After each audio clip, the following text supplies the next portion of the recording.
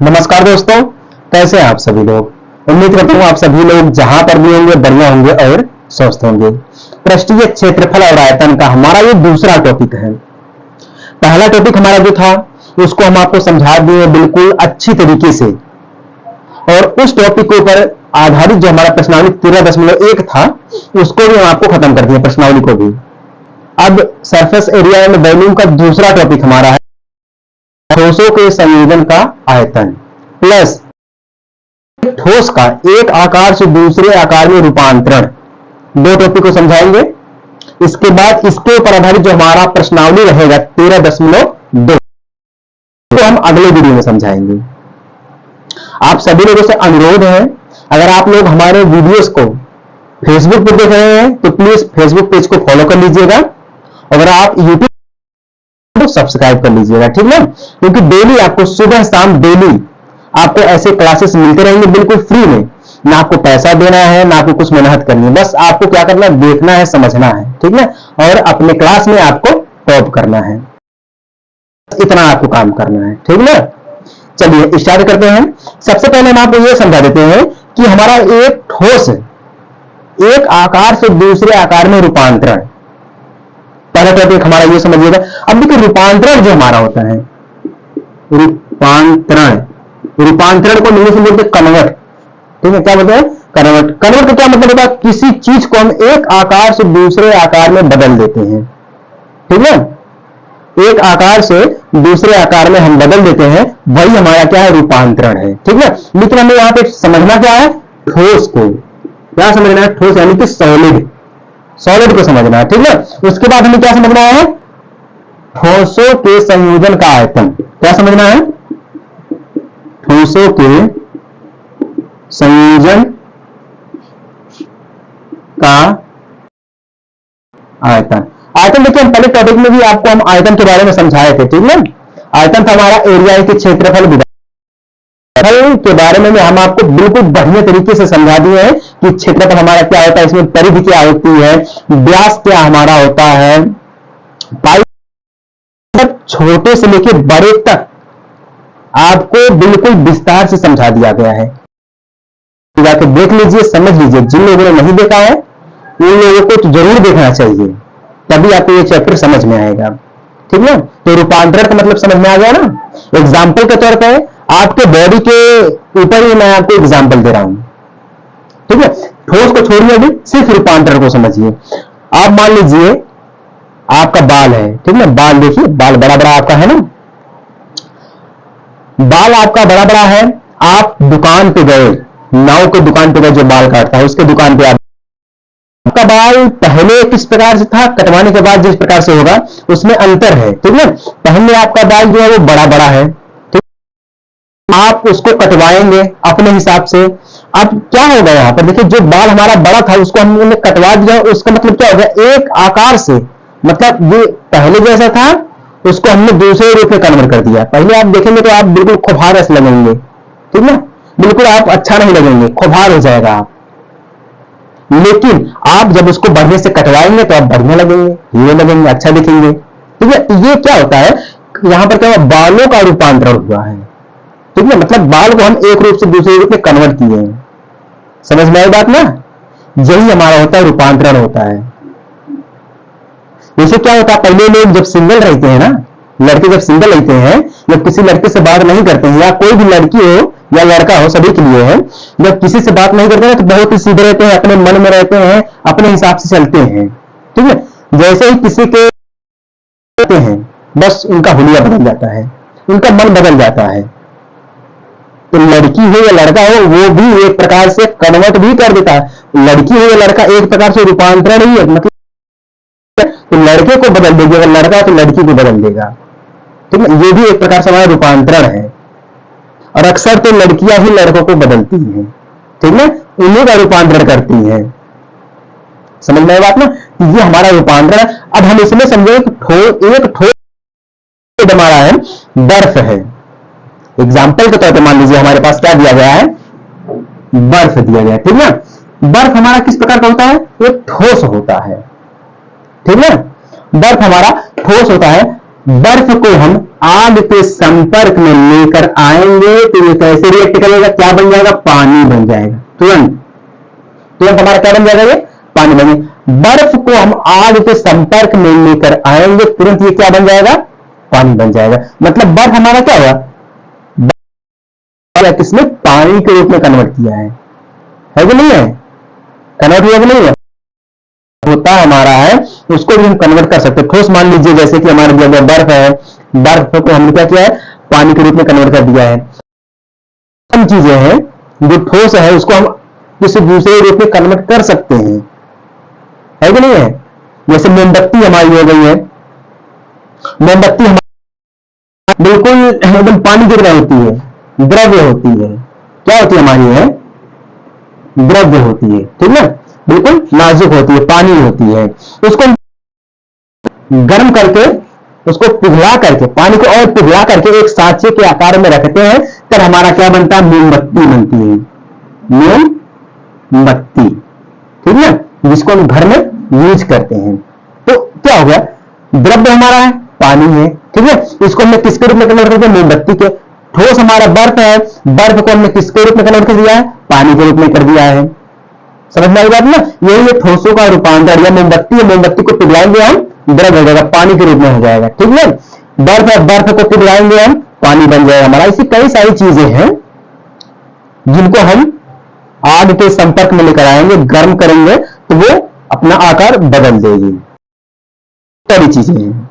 तो यही हमारा क्या है, एक ठोस का एक आकार से दूसरे आकार में रूपांतरण, यही हमारा है। ज्यादा कुछ बड़ा नहीं दिया गया।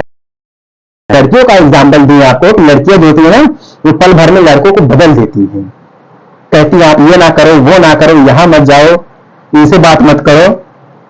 पहले लड़का सीधा साधा का बिल्कुल शुद्ध गाय की तरह रहता है, अपने मन का करता है, अपने हिसाब से रहता है, जो मर्जी वो करता है। जैसे ही लड़कियां उनके संपर्क में आती हैं, बस लड़का बदल गया, ये तो बदल गया, लड़की खाते ही बदल गया। बस वही रूपांतरण, यही रूपांतरण है। समझ में आई बात ना।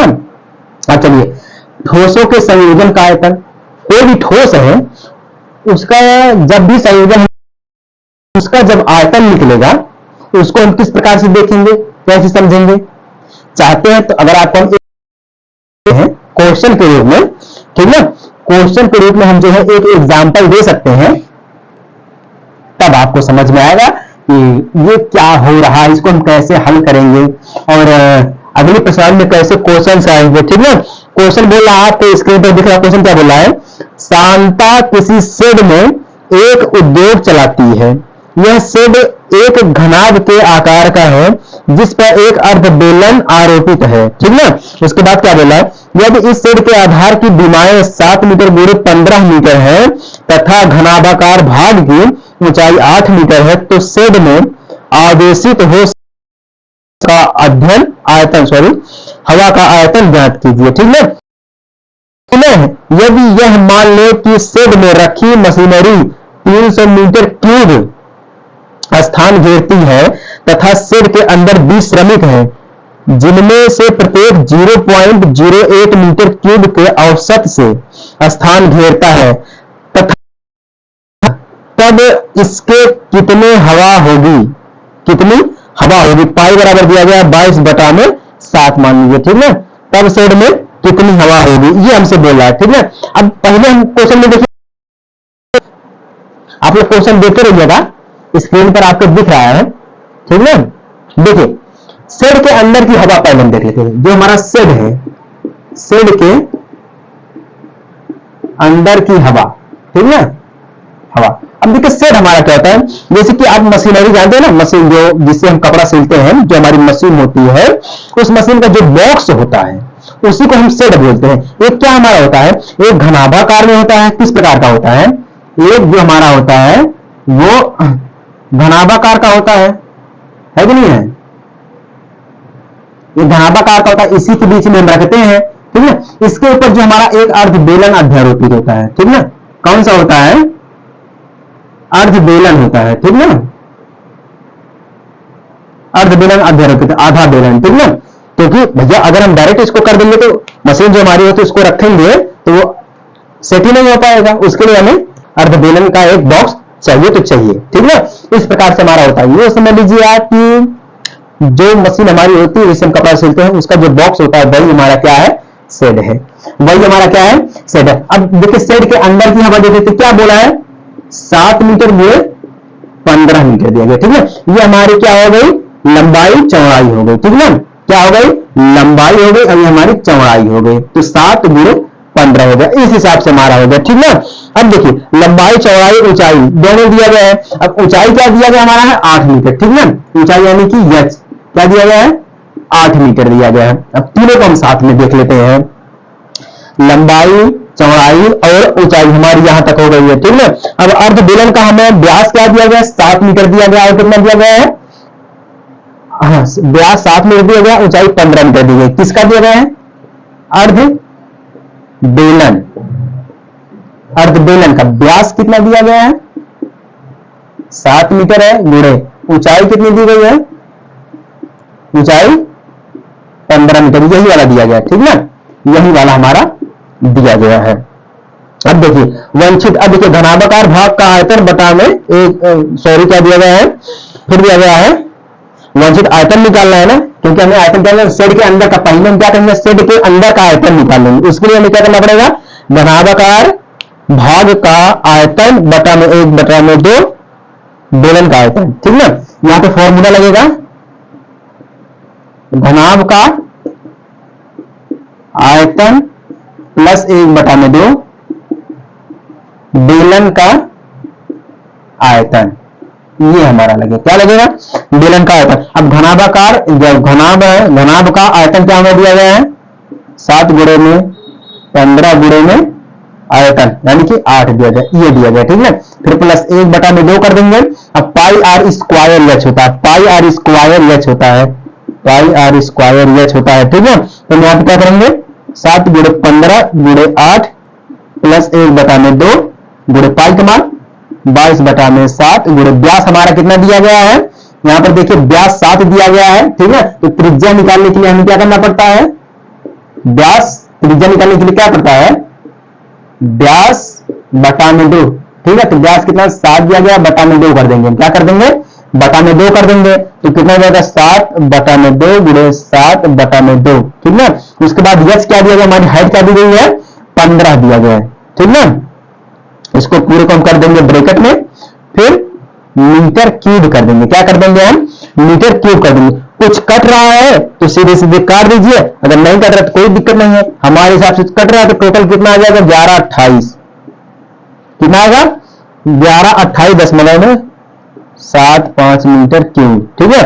ये आएगा आंसर आपका किसका, शेड के अंदर की हवा, जो शेड के अंदर की हवा रहेगी उसका आएगा। उसके बाद क्या बोला है, पुनः अगर हम मान ले 20 श्रमिक है, ठीक है, क्या है, 20 श्रमिक है, और जो मशीन हमारी रहेगी वो मशीन कितनी जगह घेर रही है, 300 मीटर क्यूब घेर रही है, ठीक है। तो हमें क्या करना पड़ेगा, 300 मीटर क्यूब का भी हमें क्या निकालना पड़ेगा, आयतन। उसके बाद जो बचेगा क्या, 20 श्रमिक का, उसके बाद 20 श्रमिक और आयतन जो हमारा किसका रहेगा, मशीनरी का, दोनों को हम ऐड करेंगे। उसके बाद जो बचेगा उसके बाद हम 11 इससे घटा देंगे, जो बचेगा वही हमारा हो जाएगा आंसर, ठीक है। जो बचेगा वही हमारा हो जाएगा आंसर। अब देखिए बहुत ही सिंपल है। अब क्या करेंगे हम, मशीनरी, मशीनरी, मशीनरी आयतन, ये लिखने से समझ में आएगा, ठीक है। कितना है, 300 मीटर क्यूब घेर रहा है, कितना है, 300 मीटर क्यूब घेर रहा है, और 20 श्रमिक है, ठीक है। कितने हैं, 20 श्रमिक, 20 श्रमिक बराबर, देखिए 20 तो 20 है, गुणे में कितने अनुसार चल रहा है, 0.08 मीटर क्यूब चल रहा था ना, तो टोटल हमारा कितना जाएगा, 1.6 आ जाएगा, कितना जाएगा, 1.6 मीटर क्यूब, कितना, 1.6 मीटर क्यूब आ जाएगा। तो हमें क्या निकालना, शेड के अंदर की, जो शेड के अंदर का आयतन है उसका हवा, ठीक है। तो क्या लिखेंगे हम, शेड में उस समय हवा का आयतन, ठीक है। तो टोटल क्या लिखेंगे, शेड में उस समय हवा का आयतन बराबर में क्या रहेगा, अब देखिए बराबर में क्या रहेगा, घनाभ, ये टोटल हमें जो मिला है उसका मिला क्या है, कि जब हवा में मशीनरी श्रमिक, ठीक ना। इसका ले लेंगे हम इक्वल, ये कॉमन लगा देंगे, फिर उसमें मशीनरी और श्रमिक का जोड़ देंगे, उसमें मशीनरी और श्रमिक, ठीक है, बराबर मशीनरी टोटल हवा कितना आया हमारा है 1128.75, ठीक ना। उसके बाद क्या हमारा आ जाएगा, माइनस का चिन्ह लगाएंगे हम, ठीक ना, माइनस का चिन्ह लगाएंगे। टोटल कितना आ गया हमारा है, एक में 300 है, ठीक ना, फिर प्लस, दोनों को जोड़ेंगे प्लस करेंगे 1.6 कर देंगे, ठीक ना, कितना 1.6, तो टोटल कितना हमारा आ जाएगा, टोटल की बात करें हम तो 827, कितना 827.15 मीटर क्यूब, कितना आ जाएगा 827.15 मीटर क्यूब, जो कि हमारा आ गया यही फाइनल आंसर। सबको मशीनरी को लेकर, ठीक ना, श्रमिक को लेकर टोटल जो हवा हमारी रहेगी उसका आयतन, शेड में उस समय हवा का आयतन क्या रहेगा, टोटल कितना मिल गया हमें 827.15 मीटर क्यूब, ये है। इसी अनुसार आपको प्रश्नावली नंबर 13.2 में क्वेश्चन आएंगे, बिल्कुल सेम इसी प्रकार से आएंगे, समझ में आई बात ना, कोई दिक्कत नहीं रहेगी किसी को। चलिए, अगर आपको यकीन ना हो तो एक और एग्जांपल मैं आपको दे रहा हूं, ठीक है, जो कि आपके जीवन से ही रिलेटेड है। अब गर्मियों का मौसम है, आप डेली इसका उपयोग करते रहते हैं, ठीक है, डेली आप इसका उपयोग करते रहते, चाहे आप घर में रहें या बाहर जाए या कहीं जाए, ठीक ना। और गर्मी हो या ठंडी हो या कुछ भी हो, कोई सा भी महीना क्यों ना हो, दिन कैसा भी क्यों ना हो, आप बाहर रहें या अंदर रहें, आप इसका प्रयोग हमेशा करते। बोल क्या रहा है, एक जूस बेचने वाला अपने ग्राहकों को आकृति 13.13 में दर्शाए गिलासों से जूस देता है, ठीक है। बेलनाकार गिलास की एक उभरा हुआ अर्धगोला, ये समझिए कि फिर से क्या बोला है, बेलनाकार गिलास का आंतरिक व्यास 5 सेंटीमीटर था, परंतु गिलास के निचले आधार यानी कि तली में एक उभरा हुआ अर्धगोला था, जिससे गिलास की धारिता कम हो जाती थी। यदि एक गिलास की ऊंचाई 10 सेंटीमीटर थी तो गिलास की आभासी धारिता तथा उसकी वास्तविक धारिता ज्ञात कीजिए। जहां पर दिया गया पाई बराबर 3.14, ठीक है, क्या दिया गया है। अब देखिए गिलास का आंतरिक व्यास क्या दिया गया है, गिलास का व्यास क्या दिया गया है, कितना दिया गया है 5 सेंटीमीटर, क्या है 5 सेंटीमीटर दिया गया। फिर क्या दिया गया है, ऊंचाई भी दी गई है, ऊंचाई यानी कि h बराबर कितना दिया गया 10 सेंटीमीटर, ठीक। देखिए क्वेश्चन जब तक हम लिखेंगे यहां पर तब तक हम पढ़ देंगे, और आपको बोर्ड पर दिख भी रहा है, स्क्रीन पर दिख भी रहा है, आप वहां से पढ़ भी सकते हैं और समझ भी सकते हैं। हमें बस क्वेश्चन को देखना है, देख के हल करना है, ठीक ना, बाकी सिस्टम वही रहेगा। उसके बाद क्या दिया गया है, गिलास की आभासी धारिता बराबर, ठीक ना। अब देखिए गिलास की आभासी धारिता बराबर क्या है, पाई आर स्क्वायर एस, क्या है पाई आर स्क्वायर एस दिया गया। पाई का मान कितना है 3.14 दिया गया मानने के लिए।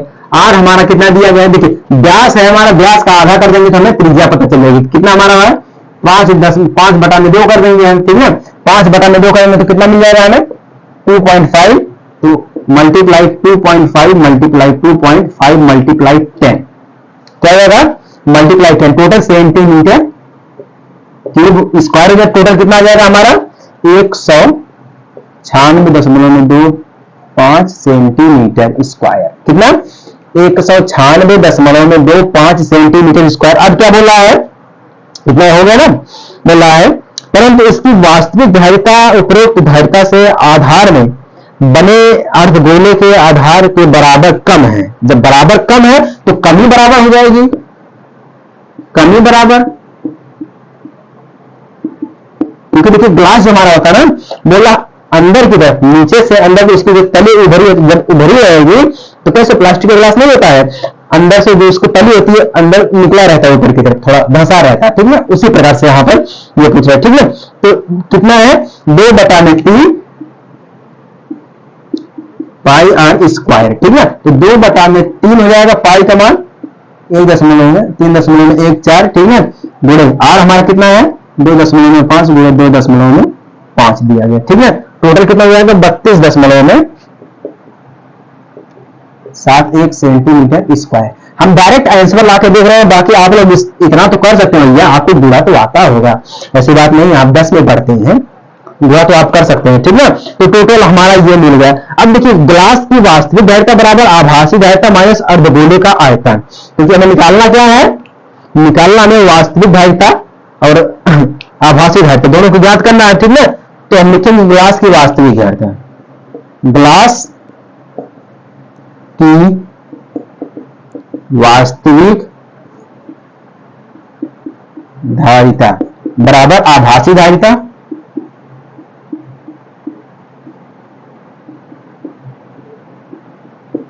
माइनस, ठीक है, माइनस अर्धगोले का आयतन। अर्धगोले इसमें क्या ग्लास हमारा है, अर्धगोले का आयतन, अर्धगोले का आयतन, ठीक है। तो टोटल 196 हमारा दिया गया, ये अर्धगोला में मिला है, ठीक है। ग्लास का आभासी वाला, ग्लास का आभासी मिला, उसके बाद अर्धगोला में कितना मिला 32, ठीक है। तो कितना हो जाएगा हमारा 196.25 माइनस 32.71, ठीक है। क्या हो जाएगा सेंटीमीटर स्क्वायर, कितना सेंटीमीटर स्क्वायर जब हम बता दें कितना हो जाएगा 163.54 सेंटीमीटर स्क्वायर